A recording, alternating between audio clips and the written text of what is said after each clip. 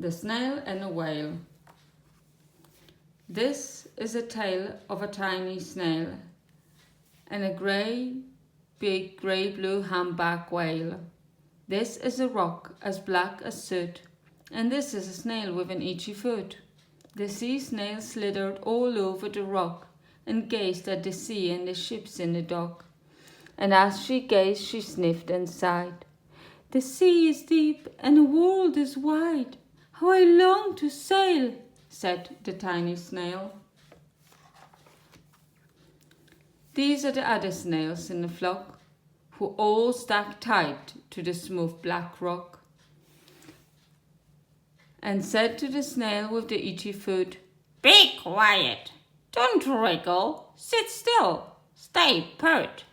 But the tiny sea snail sighed and sniffed, then cried, "I've got it, I'll hitch a lift." This is the trail of the tiny snail, a silvery trail that looped and curled and said, "Lift wanted around the world." This is the whale who came one night, when the tide was high and the stars were bright, a humpback whale immensely long, who sang to the snail a wonderful song of shimmering eyes and coral caves and shooting stars and enormous waves. And this is the tale of the humpback whale. He held it out of the starlit sea and said to the snail, "Come, sail with me." This is the sea, so wild and free, that carried the whale and the snail on his tail to towering icebergs and far-off lands, with fiery mountains and golden sands. These are the waves that arched and crashed, that foamed and frolicked and sprayed and splashed the tiny snail on the tail of the whale. These are the caves beneath the waves, where stripy fish with feathery fins and shark with hideous toothy grins swam round the whale and the snail on his tail.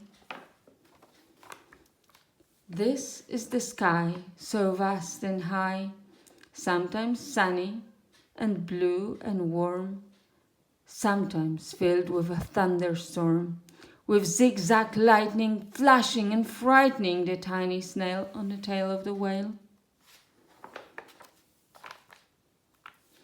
And she gazed at the sky, the sea, the land, the waves and the caves and the golden sand. She gazed and gazed, amazed by it all.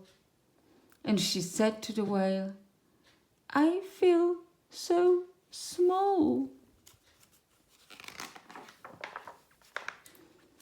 But then came the day the whale lost his way. These are the speedboats running a race, zigging and zooming all over the place, upsetting the whale with their ear-splitting roar, making him swim too close to the shore. This is the tide, slipping away. And this is the whale lying beached in a bay. "Quick, off the sand, back to sea," cried the snail. "I can't move on land. I'm too big," moaned the whale. The snail felt helpless and terribly small. Then, "I've got it," she cried, and started to crawl. "I must not fail," said the tiny snail. This is the bell on the school in the bay, ringing the children in from their play. This is the teacher, holding her chalk, telling the class, "Sit straight, don't talk." This is the board, as black as soot. And this is the snail with the itchy foot. "A snail! A snail!" The teacher turns pale. "Look," say the children, "it's leaving a trail." This is the trail of the tiny snail, a silvery trail saying, "Save the whale." These are the children running from school, fetching the fireman digging a pool, squirting and spraying to keep the whale cool.